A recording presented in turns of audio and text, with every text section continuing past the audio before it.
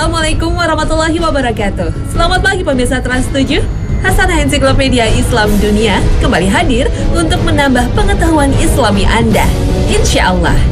Penggunaan penutup aurat, khususnya pada wanita, kembali menjadi persoalan. Isu produktivitas wanita yang menggunakan jilbab dihembuskan untuk melarang karyawan memakai jilbab. Menjelang hari jadinya yang ke-67, Kepolisian Republik Indonesia dikabarkan mengeluarkan surat edaran yang menghalang-halangi polisi wanita untuk mengenakan jilbab ketika sedang menjalankan tugas. Namun, bagi polisi wanita yang menjalankan tugas negara di wilayah Provinsi Nanggro Aceh Darussalam, diperbolehkan mengenakan penutup aurat tersebut. Karena provinsi tersebut memberlakukan sistem hukum syariat Islam. Selama ini, baik Polri atau TNI nyatakan tidak ada larangan memakai jilbab. Jika benar larangan itu ada, tentu agak mengherankan. Kabar pelarangan ini memancing reaksi dari Lembaga Majelis Ulama Indonesia (MUI). Rencananya, MUI akan segera bersidang untuk membahas informasi ini.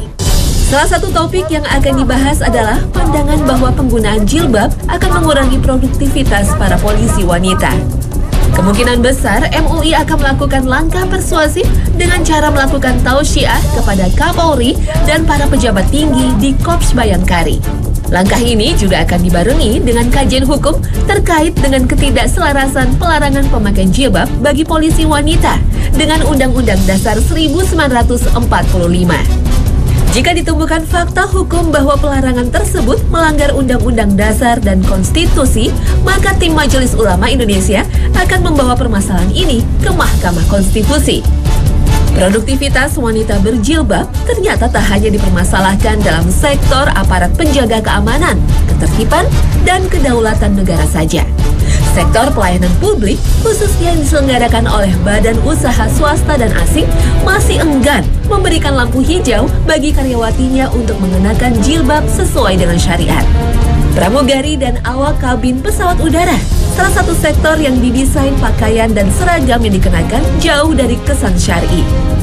Desain seragam pramugari dengan pertimbangan syariat seakan hanya berlaku untuk rute perjalanan tertentu, yakni ketika membawa jemaah haji atau umroh serta perjalanan menuju kota Nanggro Aceh Darussalam. Dalam persoalan ini, jilbab dianggap hanyalah salah satu cara dan strategi pelayanan prima, bukan sebuah penjaminan kebebasan untuk menjalankan syariat agama. Setali tiga uang dengan sektor penerbangan, dunia perbankan, khususnya yang berafiliasi dengan bank asing, jarang dijumpai petugas teller ataupun pelayanan pelanggan yang memakai jilbab. Begitu pula dengan pramuniaga di pusat perbelanjaan, mereka malah diharuskan mengangkat tinggi-tinggi pakaian. Seolah-olah kinerja akan meningkat bila memakai rok pendek, dan justru jilbab hanyalah akan menyebabkan turunnya produktivitas ataupun dijauhi pelanggan. Cukup mengherankan pula, para penggiat HAM tidak kritis terhadap kebebasan menggunakan pakaian Islami ini. Komisi Nasional Perempuan pernah menyatakan penggunaan jilbab seharusnya mendapatkan jaminan dari berbagai pihak, termasuk petinggi dan atasan tempat para muslimah bekerja. Semestinya semua pihak menyadari pelarangan baik tertulis ataupun tidak, karyawan yang ingin memakai pakaian sesuai dengan ajaran Islam adalah satu pelanggaran hak asasi juga. Bahkan bisa menjerumuskan dirinya dalam dosa. Ya, karena tindakan tersebut menghalangi muslimah menutup aurat. Kita berharap para pimpinan arif dalam menyikapi larangan memakai jilbab ini. Agaknya kinerja dan produktivitas bukanlah ditentukan dalam bentuk pakaian. Kita juga berdoa, mudah-mudahan para muslimah yang ingin konsisten menjalankan perintah agama diberikan kesabaran dan jalan keluar yang baik dari Allah Subhanahu wa Ta'ala.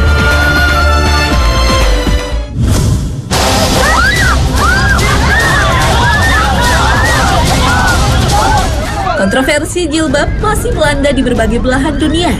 Umat Islam menggelar aksi protes menentang kebijakan pemerintah Prancis yang melarang wanita muslim mengenakan jilbab di sekolah, kantor, dan tempat-tempat umum demi alasan keamanan. Selain Prancis, Belgia termasuk negara di Eropa yang tengah merancang undang-undang pelarangan jilbab bagi wanita muslim yang mengenakan jilbab. Jika ada wanita muslim yang nekat memakai jilbab, maka dia akan dikenakan hukuman denda sebesar 15 sampai 20 euro atau dipenjara selama 7 hari. Parlemen Belgia telah menyetujui undang-undang baru tentang pelarangan jilbab. Undang-undang ini telah disetujui oleh seluruh partai politik yang menjadi wakil di parlemen. Kelompok hak asasi manusia Amnesty International mengecam undang-undang ini karena dianggap melanggar hak kebebasan berekspresi dan kebebasan beragama. Pelarangan jilbab juga terjadi di Jerman. Pemerintah Jerman juga menerapkan aturan kantor-kantor pemerintahan harus bersih dari wanita berjilbab. Pelarangan tersebut ternyata mendapat perlawanan yang gigih. Setidaknya, wakil-wakil rakyat dari partai kanan menentang rancangan tersebut. Hampir semua partai kanan menolak usulan pemerintah Jerman. Human Rights Watch menilai pelarangan ini sebagai tindakan diskriminasi terhadap agama tertentu dan melanggar hak asasi manusia.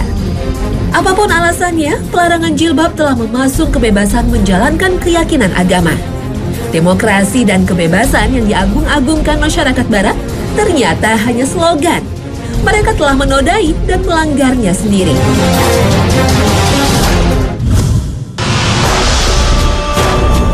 Jilbab sering dianggap sama dengan kerudung.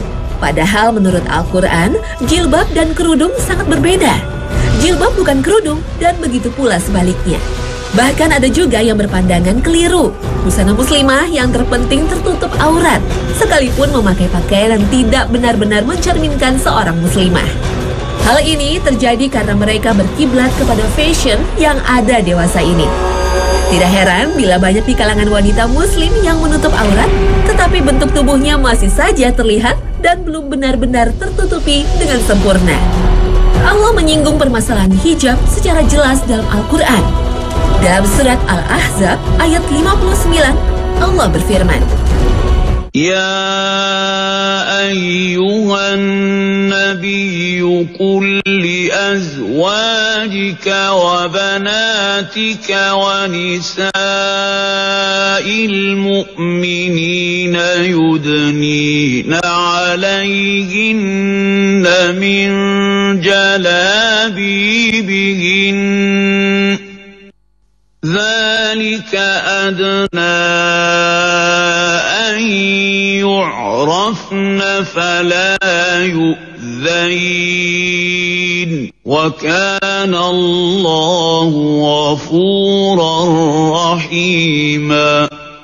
Hai Nabi, katakanlah kepada istri-istrimu, anak-anak perempuanmu, dan istri-istri orang mukmin. Hendaklah mereka mengulurkan jilbabnya ke seluruh tubuh mereka. Yang demikian itu supaya mereka lebih mudah untuk dikenal, karena itu mereka tidak diganggu. Dan Allah adalah Maha Pengampun, lagi Maha Penyayang. Quran Surat Al-Ahzab ayat 59. Allah menurunkan ayat ini yang berisi perintah agar mereka berpakaian tertutup sebagai pembeda antara istri Rasulullah dengan hamba sahaya. Dalam riwayat lain, dikisahkan juga pada saat itu kaum wanita hendak pergi ke masjid dan sholat di belakang Rasulullah. Saat mereka menuju masjid untuk menunaikan sholat maghrib dan isya, para sekelompok laki-laki sedang duduk di pinggiran jalan, mengejek dan mengolok-olok mereka. Lalu turunlah ayat ini sebagai jawaban dari Allah Subhanahu wa Ta'ala agar mereka memakai hijab yang sempurna supaya tidak lagi diganggu. Allah Subhanahu wa Ta'ala memerintahkan Nabi Muhammad SAW untuk menyampaikan suatu perintah kepada wanita muslimah dengan kalimat yudnina alaihinna min jalabibihinna. Hendaklah mereka mengulurkan jilbabnya ke seluruh tubuh mereka.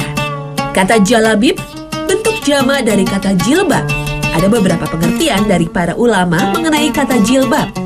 Ibnu Abbas menafsirkan sebagai ar-rida, artinya mantel yang menutupi tubuh dari atas sampai bawah. Adapun menurut Al-Qurtubi, Ibnu Al-Arabi, dan An-Nasafi, jilbab adalah pakaian yang menutupi seluruh tubuh. Ada juga yang mengartikan sebagai milhafah, artinya baju kurung yang longgar dan tidak tipis. Semuanya menutupi, baik berupa pakaian maupun yang lainnya. Sebagian memahaminya sebagai mula'ah, artinya baju kurung yang menutupi tubuh wanita dari atas sampai bawah, atau yang disebut dengan al-qamis atau baju gamis. Meskipun berbeda-beda, menurut Al-Baihaqi, semua makna yang dimaksud tidak salah. Yang dimaksud dengan jilbab adalah setiap pakaian longgar yang menutupi aurat wanita dari atas sampai bawah.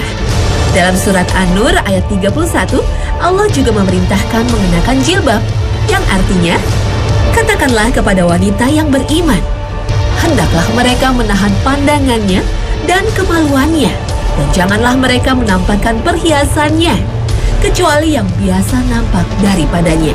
Dan hendaklah mereka menutupkan kain kudung ke dadanya, dan janganlah menampakkan perhiasannya kecuali kepada suami mereka, atau ayah mereka, atau ayah suami mereka, atau putra-putra mereka, atau putra-putra suami mereka, atau saudara-saudara laki-laki mereka, atau putra-putra saudara lelaki mereka, atau putra-putra saudara perempuan mereka, atau wanita-wanita Islam, atau budak-budak yang mereka miliki, atau pelayan-pelayan laki-laki yang tidak mempunyai keinginan terhadap wanita, atau anak-anak yang belum mengerti tentang aurat wanita.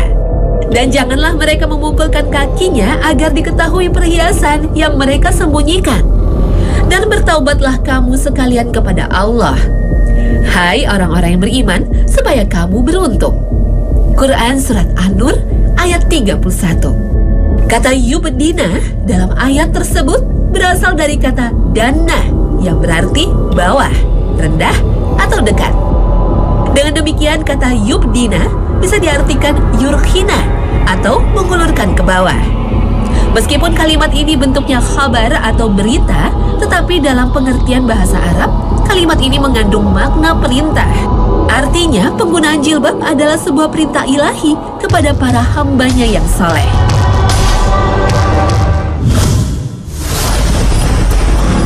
Meskipun ayat yang mewajibkan jilbab sudah jelas, tapi ada sebagian ulama yang berpandangan kontroversial.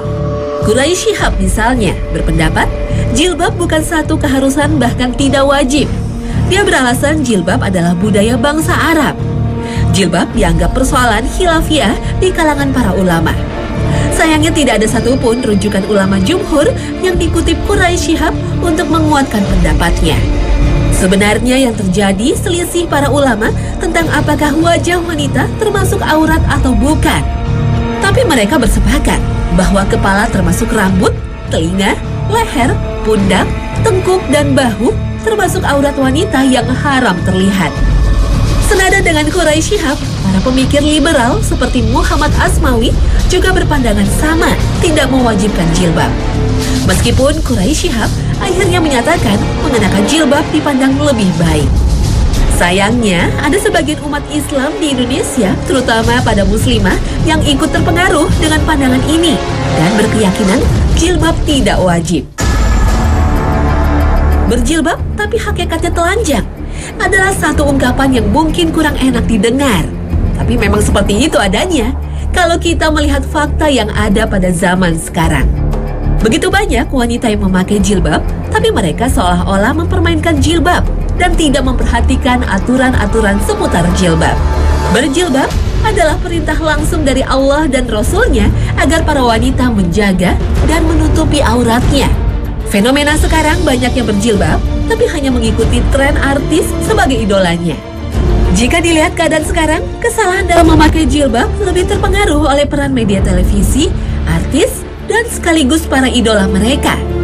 Karena mereka tidak menyadari dan memperhatikan bagaimana cara memakai jilbab yang benar menurut syariat agama yang telah diajarkan melalui tuntunan Al-Quran dan hadis Nabi Muhammad SAW.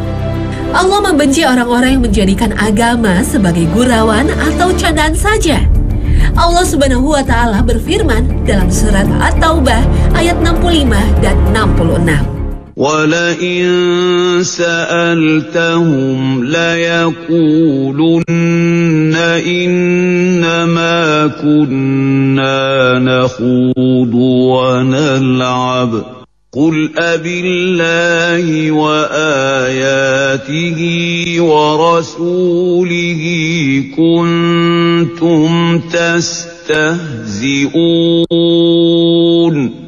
لا تعتذروا قد كفرتم بعد إيمانكم إن نعف عن طائفة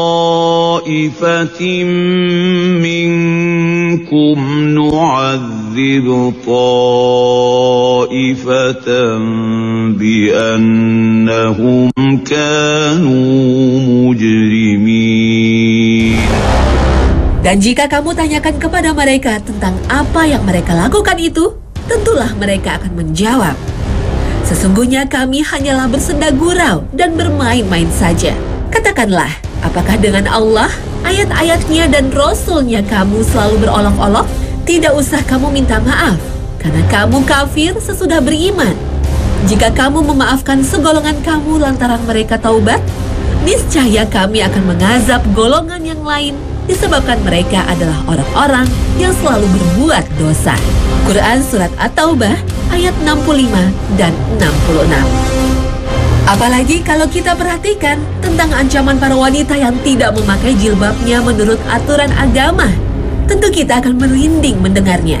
Rasulullah SAW bersabda, ada dua golongan dari penduduk neraka yang belum pernah aku lihat.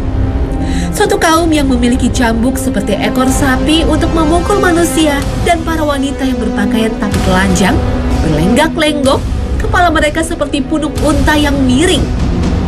Wanita seperti itu tidak akan masuk surga dan tidak akan mencium baunya, walaupun baunya tercium selama perjalanan sekian dan sekian. Hadis riwayat Muslim. Dalam memakai jilbab, ulama mazhab menerangkan bahwa ada beberapa manfaat dan hikmah ketika seorang wanita memakai jilbab. Selain sebagai identitas seorang muslimah, juga untuk meninggikan derajat wanita muslim. Seorang muslimah bagaikan sebuah batu permata yang terpajang, yang tidak sembarangan orang bisa memilikinya. Selain itu, untuk mencegah dari gangguan laki-laki, karena Allah akan senantiasa melindunginya.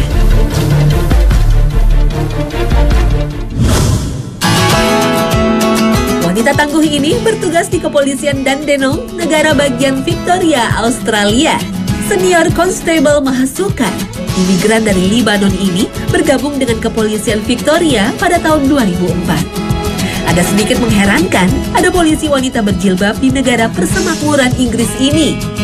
Australia memang sedang membangun toleransi dan kebebasan beragama bagi seluruh warganya dalam aspek apapun. Dan diharapkan tidak ada lagi anggapan miring tentang toleransi di negara itu seperti yang dulu didengung-dengungkan sebagaimana mereka memperlakukan suku asli Australia Aborigin. Mahasukar pun sangat nyaman dan tidak pernah mengalami hambatan dalam menjalankan tugasnya walaupun berjilbab. Atasan maupun rekan kerja Mahasukar pun selalu mendukung. Dia pun tak pernah mengalami kesulitan dalam menjalankan ibadahnya. Wanita yang bertugas di unit multikultural ini pun tidak mengalami hambatan dalam bertugas di tengah masyarakat yang sedianya berpandangan agak ekstrim dengan Islam. Wanita hebat selanjutnya yang tetap memegang teguh syariat Islam adalah Daniel Alamrani. Polisi wanita Muslim yang mengenakan jilbab ini bekerja di Departemen Kepolisian New York, Amerika. Negeri Paman Sam ini dikenal ketat dalam pemberian izin warga negara lain yang beragama Islam untuk menginjakan kaki di sana. Entah dengan lamanya proses visa, pengecekan paspor di bandara yang memakan waktu hanya karena namanya menggunakan embel-embel Islam, atau curiga dengan penampilan yang menunjukkan identitas seorang Muslim. Bahkan warga Amerika sendiri sepertinya memiliki pandangan bahwa Islam dekat dengan kekerasan. Dalam sebuah penelitian, 38% penduduk Amerika Serikat memiliki pandangan negatif terhadap Islam. Dan menurut The Washington Post, citra buruk Islam terus naik di negeri Paman Sam ini. Hal ini begitu menyesalkan bagi sekitar 6-8 juta Muslim yang tinggal dan bekerja di Amerika Serikat. Mereka mengabdi di negara ini dengan menjadi dokter, insinyur, seniman, profesional, dan berbagai profesi lainnya. Tetapi tidak bagi polisi wanita yang satu ini. Upayanya memperjuangkan haknya sebagai seorang umat Muslim mendapatkan keberkahan. Perjuangan Daniel Almarani untuk menggunakan jilbab diamini oleh Departemen Kepolisian New York. Bahkan jilbabnya didesain khusus agar bisa tetap leluasa ketika menjalankan tugasnya.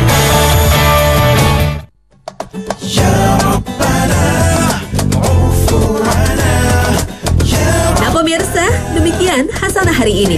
Semoga tayangan kami di pagi ini bisa mencerahkan dan menambah nilai-nilai spiritualitas Anda. Amin, Allahumma amin. Terima kasih atas perhatian Anda dan wassalamualaikum warahmatullahi wabarakatuh.